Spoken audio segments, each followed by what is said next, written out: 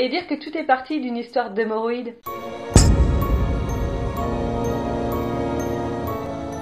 Bonjour et bienvenue dans une nouvelle vidéo de décryptage. Aujourd'hui, je m'attaque à la marque Yves Rocher. C'est une marque qui a donc été créée par Yves Rocher, ça paraît logique.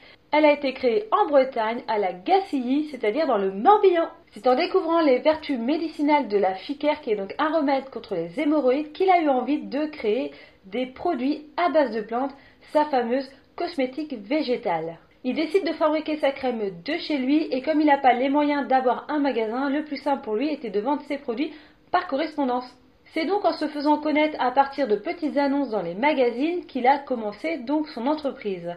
Mais malheureusement, il a eu divers procès pour exercice illégal de la pharmacie. C'est en 1959 qu'il s'associa à un pharmacien pour créer des produits ayant moins de contraintes juridiques, c'est-à-dire des lotions, des savons, des gels douche, des shampoings, voilà, tout ce qu'on peut appeler maintenant de la parapharmacie. Mais en 1968, son business est fortement pénalisé par les grèves de la Poste et c'est là qu'il décide de créer ses premiers magasins physiques.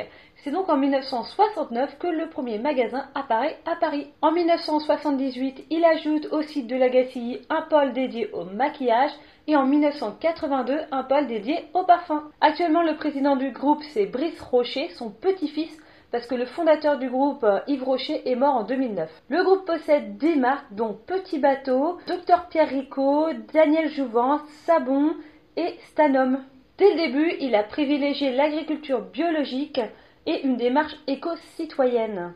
Il défend une beauté vraie, naturelle et engagée. Il profite dès les années 60 de l'engouement qu'ont les gens pour la nature pour se faire une place sur le marché de la beauté. Et c'est même devenu l'entreprise préférée des Français en 2012. Alors, leurs différentes actions faites pour la nature sont les suivantes. Ils ont 60 hectares de champs d'agriculture biologique. La totalité de ces champs sont passés en agriculture biologique en 1997. On y retrouve les 7 principaux ingrédients d'Yves Rocher, les 7 plantes emblématiques, c'est-à-dire l'arnica, les 2 sortes de camomille, la mauve, le bleuet, le calendula et la ficoïde glaciale. On trouve aussi sur le site de la Gacilly un jardin botanique de 1200 espèces et 250 ruches. Ils sont en partenaire avec l'association Zéro Handicap et la Ligue de protection pour les oiseaux. En 1989, ils ont arrêté de faire des tests sur les animaux 15 ans avant la loi française. Et en 1991, ils ont créé la fondation Yves Rocher pour la protection de la nature. Ils encouragent les actions de plantation d'arbres. En 2006, ils se sont mis à la lutte contre le plastique. Ils ont supprimé les sacs plastiques dans les magasins et ils ont fortement réduit le plastique dans leurs produits. En 10 ans, ils ont réussi à réduire 19% de leur plastique au sein de leurs produits en faisant des formats concentrés plus petits. Le gros avantage qu'a le groupe Yves Rocher, c'est que tout est au même endroit. Tout se situe à la Gacilly. La production, la transformation, la commercialisation et aussi les usines ont été fabriquées en éco-conception. Et en 2020, Yves Rocher a envie de devenir une entreprise à mission, c'est-à-dire qu'ils veulent développer leur éco-citoyenneté, ils veulent agir pour la biodiversité et surtout promouvoir les actions de consommation responsable. Ils veulent devenir une entreprise Bicorp d'ici 2030. Alors Bicorp en fait, ce n'est pas être la meilleure entreprise, mais la meilleure entreprise pour la planète. Donc je crois que je vous en avais déjà parlé quand je vous ai fait une analyse de la marque Desert Essence parce que eux aussi font partie d'un programme dit Bicorp. Le logo actuel de Yves Rocher fait un clin d'œil au tout premier logo de la marque en utilisant en fait les initiales du fondateur, c'est-à-dire Yves Rocher. Le Y représente une branche et le R représente tout simplement une petite pousse, que ce soit de feuilles ou de fleurs, on ne sait pas trop, mais c'est une petite pousse. Il est entièrement fait de courbes et cela représente la nature et la féminité. Le logo donc s'inscrit dans un cercle qui représente la terre, mais aussi l'économie circulaire et l'autosuffisance. Cette forme circulaire rappelle aussi les seaux et ça rajoute une valeur d'authenticité à la marque. Une seule couleur et une seule taille de trait nous montrent la simplicité, l'envie d'aller à l'essentiel. Le vert est un vert olive, c'est un vert très végétal et très naturel. Je trouve que ce logo est vraiment très bien fait, il représente vraiment bien la marque, on a vraiment l'essence pionnière de la marque. Je n'ai pas été dans les magasins physiques de la marque parce que c'est confinement en ce moment, mais je sais qu'ils sont assez végétalisés, que les meubles de présentation sont en bois, on a l'impression un petit peu d'être chez Nature et Découverte. Mais je ne vais pas m'attarder là-dessus parce que j'ai pas le temps d'étudier vraiment la chose. mais j'ai été voir leur site internet qui est quand même plutôt assez simple. Il y a un petit côté blog avec des conseils naturels, mais c'est pas non plus des conseils d'éco-citoyenneté. Ils n'ont pas été très loin dans ce sujet-là, en tout cas pas pour l'instant. Le site est très simple, il n'y a pas de floriture, il n'y a pas plein de fleurs, il n'y a pas plein d'effets floraux partout. Il est vraiment très simple, juste avec cette espèce de vert olive en fond. Alors l'ensemble des produits Yves Rocher est pensé pour toutes les femmes. On a des produits pour toutes les bourses. On a des petits prix, on a des prix moyens et des prix un petit peu plus luxueux. Dans les soins pour le visage, chaque gamme a une couleur. Bon, comme dans beaucoup de marques, les packagings sont assez sobres dans les soins pour le visage. Il y a beaucoup le mot végétal qui ressort, hein. Donc on a un bleu ciel pétant pour l'hydra végétal, un vert pomme et blanc pour le sébo végétal, vert foncé et beige crème pour sensitif camomille. On a un dégradé de vert pour élixir jeunesse, un marron pour riche crème. Et pour des gammes un petit peu plus luxueuses, qui ont des packagings un petit peu plus années 90 je trouve, parce que c'est vraiment des petits pots avec un petit sertissage en espèce de métal. Donc on a lifting végétal, donc la partie un peu métallique est un rose gold. Le reste est en verre d'eau. Le sérum végétal, la partie donc métallique, c'est du métal, avec du rose ou du rouge. L'anti-âge global, c'est blanc et doré. Donc il y a juste cette gamme-là qui est un petit peu à part, là, ces trois-là qui sont des produits un petit peu plus luxueux au niveau du prix. Et du coup, le packaging est un petit peu différent, un petit peu moins contemporain par rapport à le reste de la gamme de produits. En ce qui concerne les gels douche, là, on a vraiment l'odeur qui est mise en avant au niveau du packaging et non l'aspect un peu hydratant, relaxant, énergisant qu'on veut bien donner au gel douche. On retrouve énormément de dessins de saveurs de fruits, de plantes, de fleurs. J'ai pu constater qu'ils avaient une gamme I Love My Planet. Donc c'est la fameuse gamme où leurs produits sont concentrés dans des petits formats et ce sont des formules qui ont été travaillées pour répondre aux exigences strictes en matière de biodégradabilité, avec une incidence minimale sur l'écosystème aquatique. On va tout de suite passer aux différentes compositions. J'avais envie de commencer tout d'abord par la crème riche. Donc c'est la crème de nuit que j'ai choisi de vous présenter. Alors la composition est hyper longue parce qu'il y a 30 huiles qui ont un pouvoir anti-âge qui sont dedans. Donc c'est pour ça qu'il y a beaucoup de vert dans la liste, mais on peut quand même constater qu'il y a des petits points rouges qui sont quand même assez important. Alors il y a du diméthicone qui est donc un dérivé de silicone, pas terrible. Après on a deux autres composants qui sont à base de stéarate, donc ça c'est vraiment pas top. On a du phénoxyéthanol, du BHT et du tétrasodium EDTA. Donc c'est vraiment pas terrible. C'est dommage qu'il y ait ces composants là dans cette formulation parce que le reste était très bien. Je trouve ça un peu dommage qu'il y ait autant de dérivés de silicone et de produits issus de la pétrochimie. Ensuite, on va donc analyser l'hydra végétal, c'est une crème de jour. On retrouve aussi du diméthicone, du polysorbate, de l'hydroxyacétophénone, pardon pour la prononciation. Ça, c'est un antioxydant qui est pas top du tout. On a de l'acrylate, du sodium polyacrylate.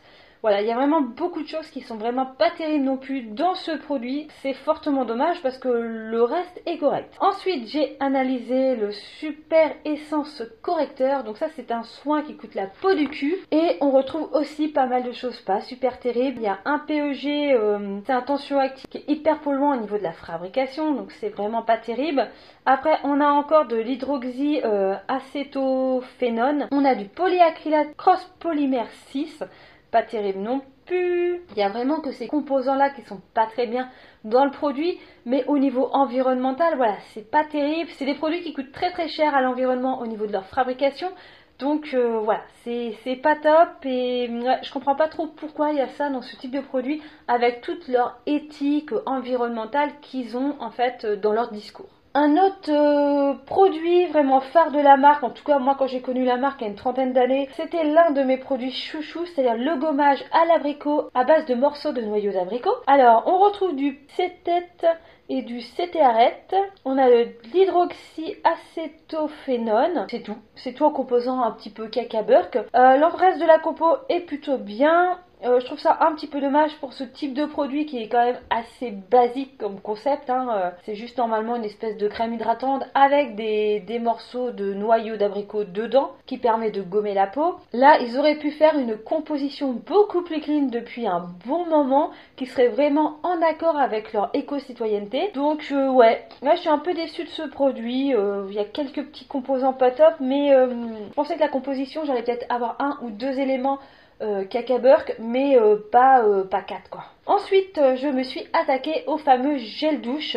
Alors là, c'est la formule non concentrée que j'ai analysée et on se retrouve avec de l'ammonium laureth sulfate en guise de tensioactif et ça, c'est vraiment pas terrible parce que le deuxième, c'est du lauryl glucoside et ça, il n'y a pas de souci. Ensuite, on a du cocamine MIPA, c'est un texturisant qui est pas terrible. Après, on a du tétrasodium EDTA, c'est vraiment pas top comme produit. On a de la guar isoxylpropyltrimonium chloride qui est un agent filmogène, pas top non plus. Et en plus là on a un colorant, le CI 15 985, qui est un colorant azoïque et qu'il est jaune orange et il est vraiment pas terrible ce colorant non plus. L'extrait de vanille il est quand même en 4e position en partant de la fin, donc c'est vraiment pas top, alors que le parfum artificiel est en 4e position tout en haut. Automatiquement par rapport au prix du produit, je savais que ça allait être une odeur synthétique et pas du tout naturelle. De toute façon, les produits Yves Rocher, c'est comme les produits Body Shop, c'est à peu près la même conception au niveau du gel douche.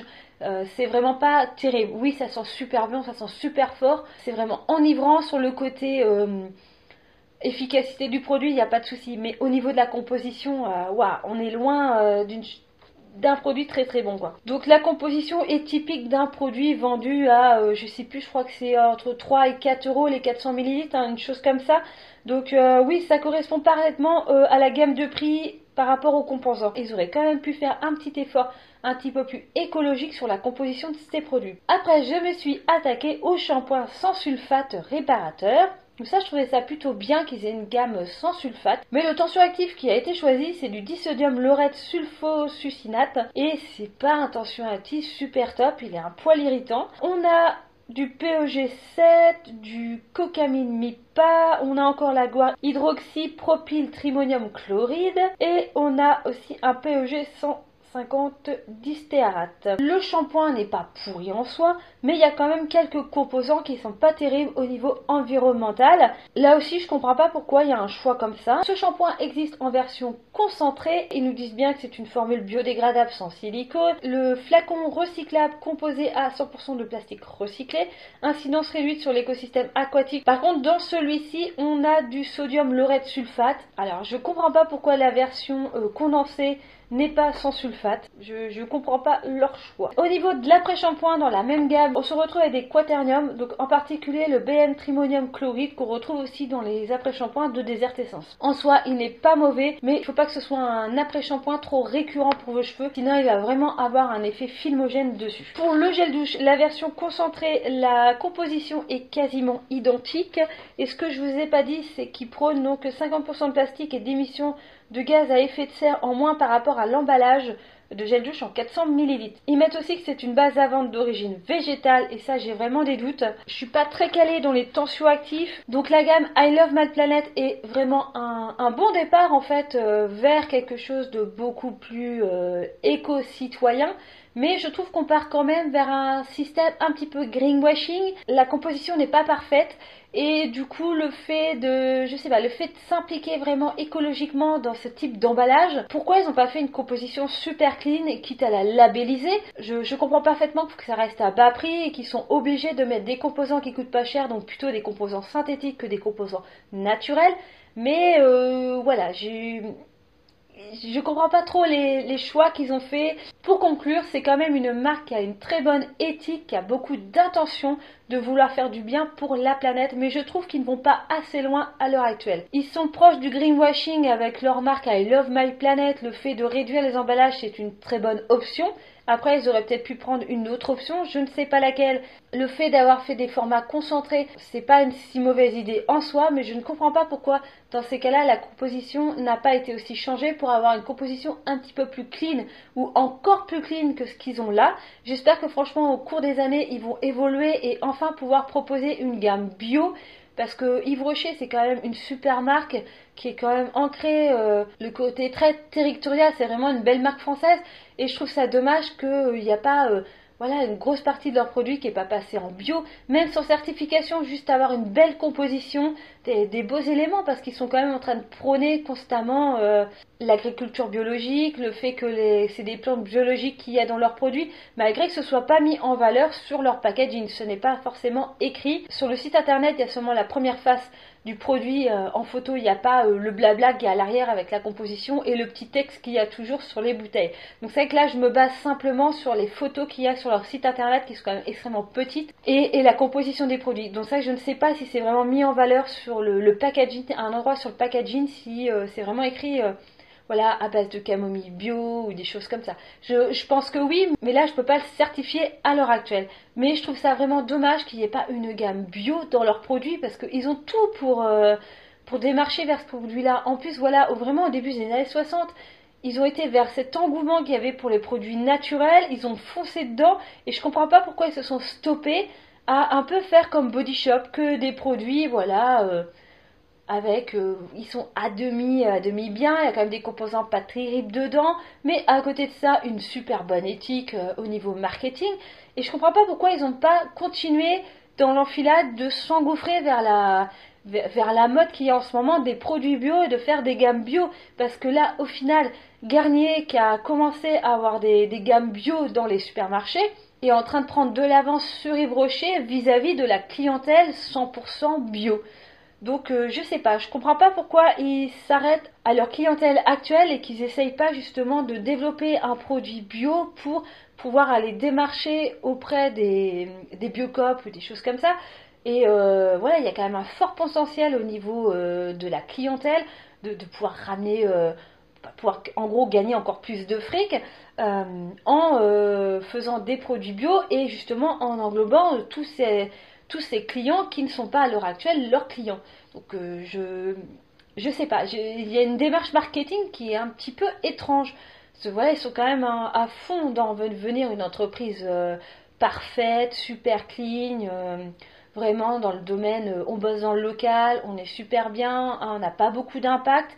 Et à côté de ça, leurs produits, la composition des produits ne correspond pas à l'éthique de l'entreprise. Donc je trouve ça un petit peu dommage. J'espère sincèrement qu'ils vont ouvrir les yeux là-dessus et qu'ils vont vraiment aller vers une démarche du produit bio, du produit sain, du produit solide. Moi, je verrais bien chez eux des shampoings solides, des choses comme ça, des gels douche solides. Ça devient vraiment en plus la mode d'utiliser le zéro déchet. Donc, quitte à aller retirer le plastique de ces produits, à la place de se faire chier pendant 10 ans à réussir à enlever à peine 20% de plastique à leurs produits, moi, je serais partie dans le solide et hop, il n'y a plus d'emballage plastique du tout. Vraiment supprimer le plastique de mes emballages.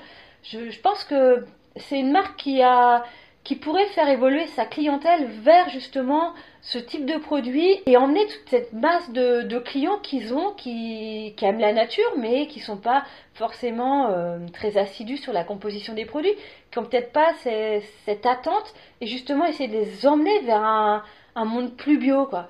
Je pense que ça pourrait être une bonne chose, voilà. Si quelqu'un de chez Yves Rocher m'écoutait, ce serait très sympa. Je pense qu'il y a quelque chose à prendre là-dessus, quoi. Bon, bah, j'espère que j'ai pas été trop longue et trop soporifique dans cette vidéo. C'est un peu ma conclusion chez Yves Rocher, donc voilà. C'est pas une marque pourrie en soi. C'est une bonne marque, mais moi j'attends sincèrement qu'ils ont un petit virage vers le monde bio. Voilà, j'espère que cette vidéo vous a plu. N'hésitez pas à me laisser des petits commentaires, ça fait toujours plaisir. Et moi je vous dis à bientôt dans une prochaine vidéo. Bye bye.